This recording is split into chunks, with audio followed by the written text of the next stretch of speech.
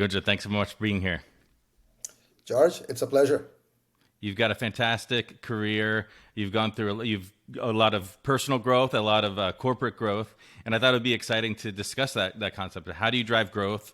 How do you manage the change that comes with that? And I'm sure there'll be lots of neat human kind of aspects and stories that come through there.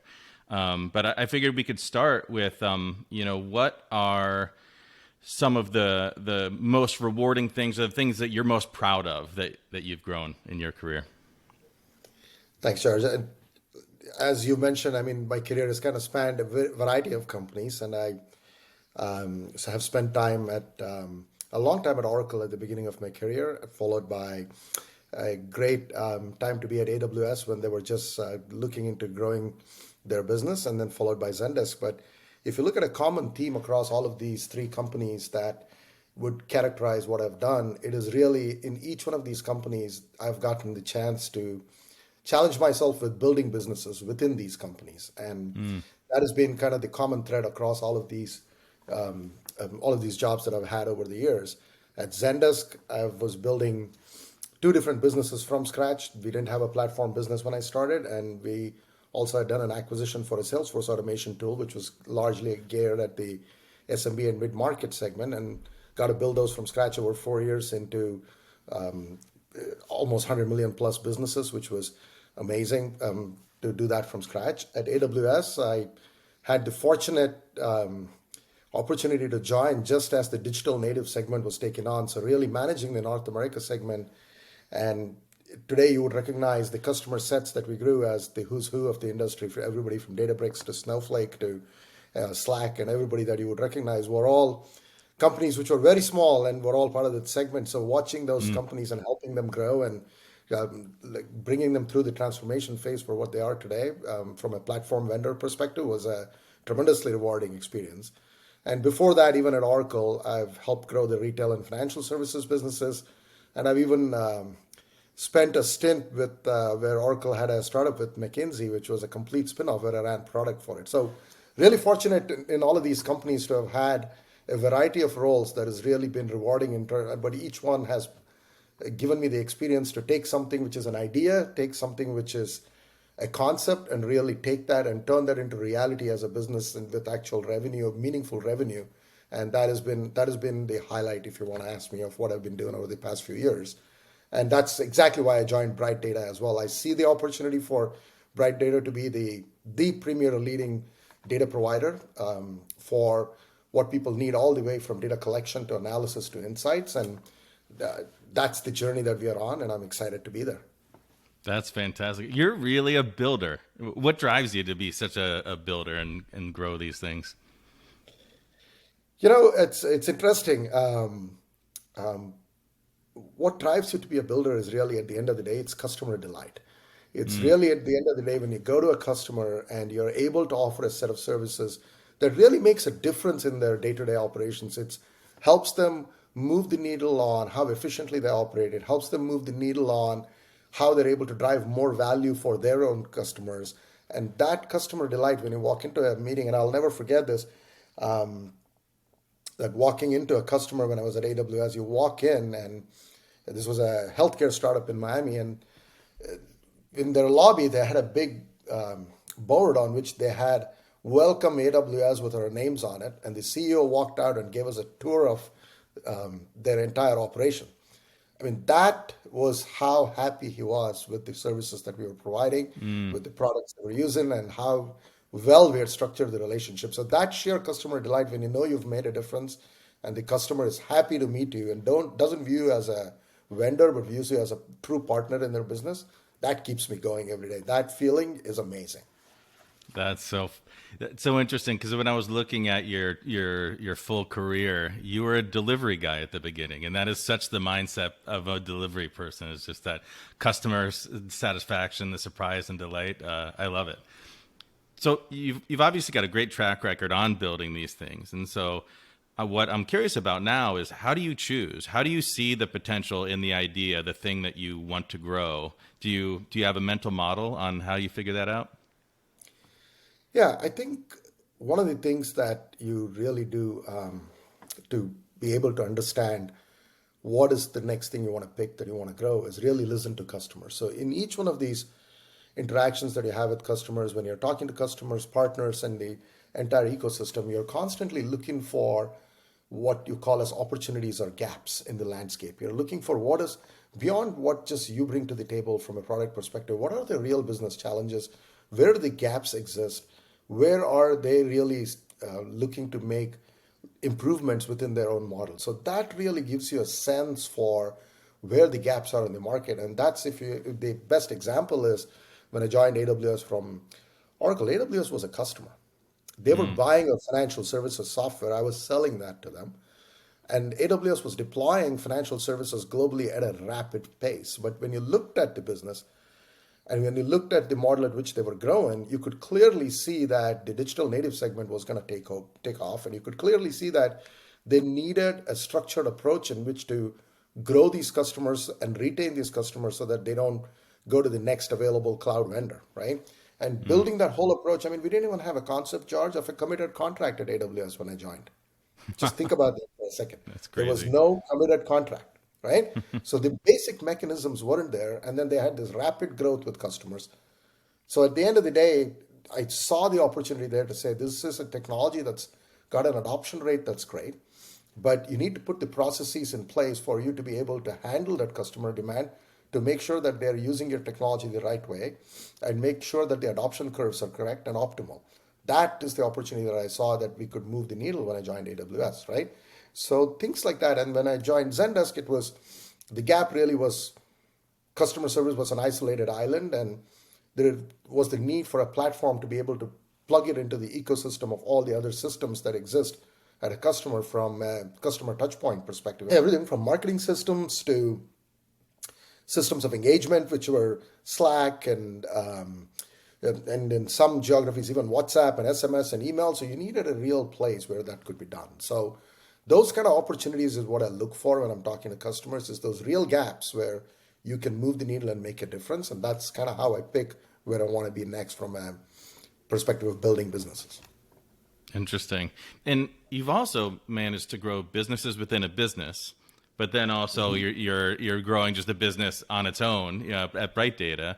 I'm curious, what do you see as the pros and cons of either? You know, it's never perfect, but yeah, I'm curious, how do you compare the two, business within a business versus a business on its own? They both have their pros and cons. If you look at business within a business, it is different by company. If you look at a company such as Amazon, which is inherently built for innovation, that business within a business happens every day, whether it's Amazon Business, Amazon Fresh, any one of those things. All of their businesses are grown like that. They've got an incubation mechanism which is very strong, and they kind of have the methodology in place. So those places, it's much easier to do those. Places like Zendesk, you got to break some glass to be able to do that. It's not easy, right? Not everybody wants to move in the same direction. So there is internal selling that has to happen that becomes as important as your external customer-facing mechanisms that you're building. And you're constantly in that internal selling mode to make sure everybody understands what the value proposition is of what you're taking out to market, right? So that I think is kind of the fundamental difference based on how companies are structured.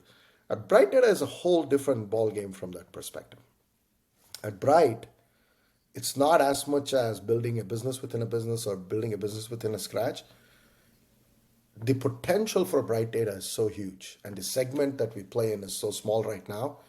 It's one of those things where it's really you're taking the business and scaling it rather than doing anything else, and getting into adjacent segments and fully realizing our potential across the data landscape. And that is completely different motion than what I've done before. It takes some of the same principles, but really in this case, I believe that we've barely scratched the surface of what we can do. You know, in exploring that topic, I'd love to poke into the breaking glass part of it, because I've become obsessed with stages of growth, both in how we're growing our company and then when we're working with our clients, helping them grow.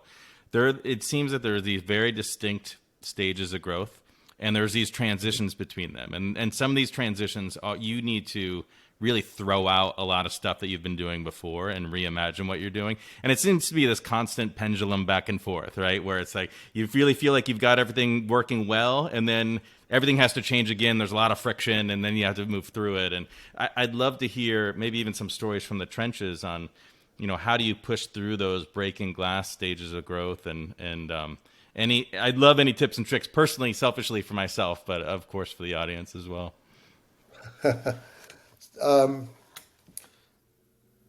So breaking glass is an interesting thing, right? So the evolution of most of these growth stories goes like this.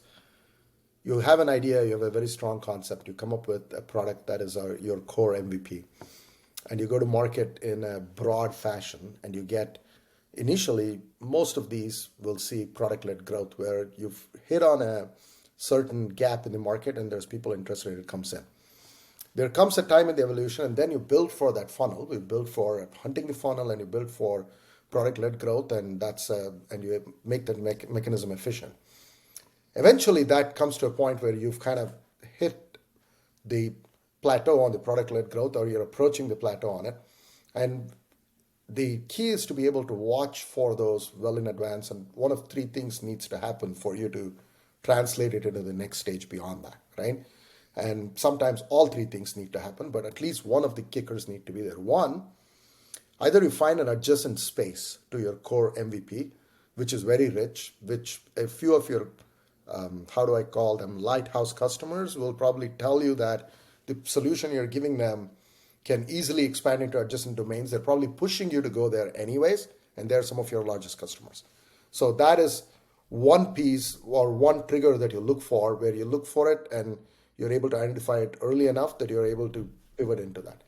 The second thing is really understanding what your go-to-market needs to be and transitioning from the product-led growth to a sales-led growth mechanism. Now, that's where the pendulum happens. The back and forth happens a lot because you're not 100% sure on exactly where to place the bets when that happens. And you got to almost build a mechanism which is within your go-to-market organization, you are experimenting. So some of the things that I've done successfully in my career is, for example, even if you look at what we're doing with Bright Data, and we've got us in many different geographies, and now we're looking at expanding into APAC, right?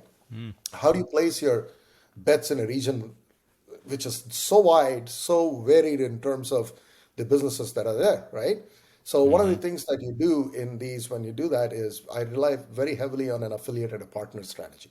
So we are going to market with partners, and we're going to market with some of our core partners as well, like AWS, and help them navigate through. You start building that 6 months in advance. So the way you build a plan to launch into a geography is T minus 6 months, or T minus 12 months, you land with partners, you land with affiliates, you land with the motions of marketing, and you start building the brand presence, and you start looking for lighthouse customers. That kind of guides you where you should be going, and you start building a presence around that. So that is the second mechanism. So the first mechanism is you look for adjacent areas where you can grow from a product perspective, and then you double down on that. The second mechanism is really you look at a geographical expansion angle, and you can use partners and affiliates, and you build. The key is you have to build that ecosystem early. When you have a product-led growth, companies usually don't think about building a partner ecosystem. They don't think about building the affiliate ecosystem. They don't think about we should be on AWS's marketplace, or we should be an ISV partner with these 5 other companies. They get very siloed into what they're doing, and then it becomes too late, or there's a delay in pulling some of these triggers where you see the back and forth, right?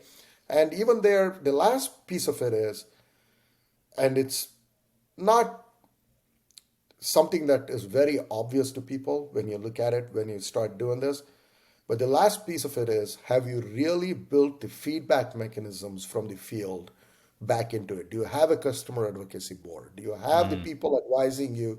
Have you brought in the right people to be able, who are bringing the right feedback to you from various different channels? A combination of all of those is how I would look at building the key kind of indicators for me to be able to know how to scale these businesses. And that helps you break the glass, because otherwise your typical mechanism becomes you're going in, you're basing it off whoever is your loudest customer, and you're kind of like following that path because they are the ones who are asking for it, and that usually leads you to a dead end. So, and Yeah. then you come back, and that's where the yo-yo happens. And then you Frankenstein your product based off of that customer, and it just becomes a complete mess. Yeah, I've seen it far too many times. So it's very clear when you step into these situations, you've got a pretty good vision of how you want to grow and what that's going to look like. But there are a lot of humans and people involved, and people have emotions and fears and biases. And you recently wrote an article talking about, how emotions drive markets based off of the SVP situation. So I'd love to hear a little bit about when you step in, how do you bridge that gap between what your vision is and then the people that are there, and the emotions and the biases and the fears? Yeah. Emotions, biases, and fears will always exist, and they do happen when you go in. I Until the think robots take over, we're going to have until those. robots take over, that will be all fine. And it's the thing, George, is that it's not a point in time. It's a continuous thing that you're going to have to learn to deal with, right? Because you're always growing. You're bringing in new players into the company, and people are also rotating through roles. So you've got to build a mechanism which is basically built on trust. It is basically built on data, and it's basically built on the fact that people can actually relate to what you're saying based on real examples as opposed to just vision. So one of the things that you need to do effectively is making sure when you're going in there, you are able to take the key data points and the proof points that you're gaining in the market, and that internal selling of bringing that back in, letting data speak for itself, letting the customer proof point speak for itself, and making that the guiding light for the organization rather than just it being your vision is probably the differentiator for it. It's funny. There's so many times, both in talking about how you choose the idea was based off of what the market is saying, the sentiment. And the way that you get your team aligned is based off of the sentiment. And also in the strategy and growing the product and all of that as well. I guess it's not surprising that you ended up at Bright Data. It makes a lot of sense now talking with you now. It does. Look, Bright Data is the first few months at Bright Data, I wanted to meet customers. So I've been almost around the world meeting customers, and it's amazing. I've seen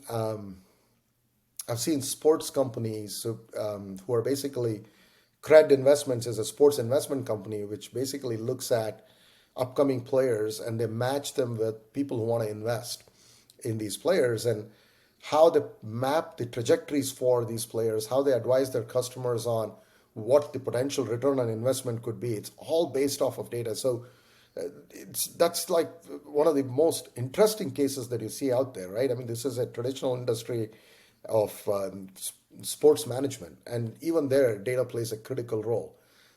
So financial services is a huge place where it plays a role. Then you take e-commerce and retail, and it just becomes indispensable. I was overseas, and one of the big things that's happening everywhere, including here, right, is fresh grocery delivery. Well, grocery prices, and most people don't realize this, change 3 times a day. So you've got fresh groceries in the morning, that is a different price point. They change it once in the afternoon, and they change it once in the evening. But it's all based on whether a lot of different factors, including whether your competitor's inventory went down during the day. These are for perishables. Whether your own perishables, which you've got, are reaching a point where they've got to move it out the same day. So the amount of data that goes into deciding what that price of that perishable should be by 5 p.m. in the evening is amazing. And this is all in the online grocery market, which, by the way, when you go to APAC countries and stuff, it's exploding, right? They've got huge populations, and now it's become the way of life. So data plays an important role in all of this. And with our Bright initiative, this is the other reason why I was excited to join Bright Data. Is also what we do with our Bright initiative, right? We are helping various different government agencies to figure out everything from signals for human trafficking, figure out early signals of potentially people doing things like what we see in the U.S. with the gun attacks and people going and shooting incidents and so on and so forth, right? So there's a lot that we can do not only to help businesses but just help the general well-being of people. So I think it's an amazing place to be, and there's a lot to be done, but we're excited. That is very exciting, and I feel like I should connect you with Love 146. They're one of my other guests on the podcast, and one of someone that we commit to quite a bit. They're an anti-sex trafficking organization. I think that that's a fantastic fight to invest in. I'm curious though. As a consultant, I get to go inside the walls of a lot of organizations, and I get to see the dirty underbelly of what's really happening. And I'd say on a scale of 1 to 10, there's not a lot of organizations that are even above 8 in how they're leveraging data. A lot of them are really low on that scale. And, it seems, I'd be curious, what do you think is preventing companies from being better at leveraging data for those decisions? Because it just doesn't seem great. There's a few factors, but I think the most prevalent factor is at the end of the day, organizations are used to looking at their own internal data to make decisions, right? You look at your own sales forecast, you look at your own product roadmap, you look at your own marketing data, you look at all of those, and that's how traditionally companies have made decisions. And where now there is an active interest in being active because they are all have web presence, they've got social media presence, they've got different ways of reaching their customer. There is an active interest in understanding that the output of the investments that they're making in reaching the customer, but it still hasn't made its way into marrying itself with the traditional data to be driving the insights to be able to make decisions. That's a change for them, right? It's a change in the way they think. And they almost don't want to believe that data. That is more for them a way of improving customer engagement, but most companies are still getting used to the fact that those indicators are probably equally important, if not stronger, than their own internal indicators to be able to make the data, make the decision. So that I think is a transformation that's happening. But every single incident that happens, like Silicon Valley Bank, or every single incident that happens where they realize they could have done better, I think is improving that. And there is also stories like if you look at, for example, how Zara does their supply chain, which is just in time, and they're able to supply to their stores exactly what's needed. And they're one of the most profitable companies when it comes to how they run their operation. People are looking at those and now starting to realize that they could use the data. They've got the capability now to have that market data. Zara did it purely based on in-store traffic when they started. They started years ago. They didn't even have any of this information to be able to do it, right? But you are a retailer today. You know exactly what's going on in your store, and you know what's going on your web properties. And a combination of that is a very powerful indicator which can help you optimize your entire business. And I think they're coming to the realization that today the mechanisms exist for them to be able to do that. So I see that change accelerating, George, and I think it's going to continue to accelerate over the coming years. Yeah, it's a tough change. It's such a human nature thing to just be blinded from what you're in every day. I like to cook a lot, and I always, I have the normal ingredients I have the normal tools I have, but then I'll go to someone else's kitchen, and there'll always be an aha moment where I say, oh, I didn't know you could do it differently that way. I think one great example I've been witnessing personally and also with some of our work that we're doing is right now the automakers, they're trying to figure out how they use the vehicle as a platform and how they can get revenue out of the vehicle. And just this month, I got an alert from my vehicle. They said in my app that I could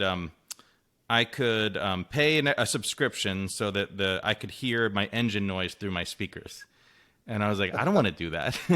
and I think what they're doing, they're looking at, hey, we have the data that's in the car. What can we do with that? Versus what can we do with all of the data in the world that's out there right now?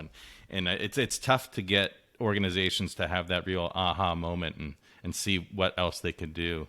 Do you have any great stories of those aha moments? Maybe you want to brag about a Bright Data, big win or something like that you guys have done? Look, one of the things was we were working with a hedge fund company in Boston, right?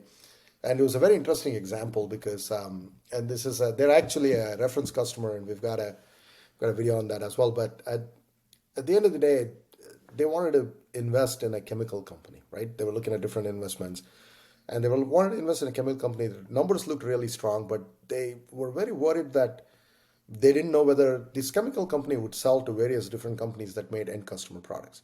How are they going to figure out whether there's the pricing of those products is going to hold over time, whether the trending was right, or whether this was a flash in the pan? And funnily enough, they figured out that the biggest customer that the chemical company had was companies that made bleach out in the Interesting. market. So they went and looked up the price of bleach and the trending of the price of bleach globally. And bleach, believe it or not, the price trends were on the rise for the last few years. And it turned out that there were very few people who actually supply those ingredients for that product. So it's a very protected and growing market. And they were able to make an investment decision. So it's just, and it was all based on external data to be able to come in and be able to make that critical decision. So it is really interesting when you go in and when you look at these customers and you look at what they're able to do with that. We've got another big retailer who basically their entire improvement of their entire they sell they're one of the biggest retailers around, and they sell outdoor summer furniture during the season, right? And for them to be able to understand how they were comparing to other folks, how they were comparing to especially these large wholesalers who are selling it in bulk, for them to be able to anticipate that demand well in advance, and on a daily basis to be able to monitor and see whether the inventory levels of the other retailers were at a certain point, for so that they knew what products to push. It made such a huge difference. They improved their overall sales by 50% for the season. So it's Mm, amazing some of the things that those real time decision making can really help you do that, right? We had a battery manufacturer who wanted to know all the products on Amazon where AA batteries are required to optimize their ad spend, and which ones of those were Amazon bestsellers, right? that's great. It's simple things like that that make a huge difference to them, and that changes daily. So it's not just looking at the data once, it's really being in tune with the data on a daily basis so you can optimize it. You can really micro optimize your spend and get the maximum results out of it. It's amazing when you see companies being able to do that. I love it. And I also love that you used a simple one because I feel like, I see the power with this, especially combined with AI. And I think what people, they get, when they think AI, they think this type of data, they think it's just this big, scary thing. And it can, there's, again, being inside the halls of all these companies, there's a endless list of tactical, simple things that just need to get streamlined and fixed with better data and with AI. And I've just been preaching that people need to. They're drowning in their own data lake. They need to pop their head up and look because there's a whole world outside of that data lake that they can be getting a lot of value from. Guja, I really appreciate your time here. I always like to end with something a little bit fun, which is throughout your successful career in life or at work, what's the best advice that you've ever received? That's an interesting question. I've received a lot of pieces of advice. I think the best advice that I've ever received is always keep moving. Don't be stagnant. Mm, Never rest on your laurels. Always keep moving. And that is probably the one thing that I strive to do every day, is to make sure that you're always moving. You're moving from a mental model perspective. You're moving from a perspective of thinking about what should be next, and you're always thinking about what is the next thing that you need to change in order to be in a model of continuous improvement. So I think that's probably the best advice I've received all my life. I love it. I'm very antsy, so I very much appreciate that advice as well. Gunja, thank you so much for being here.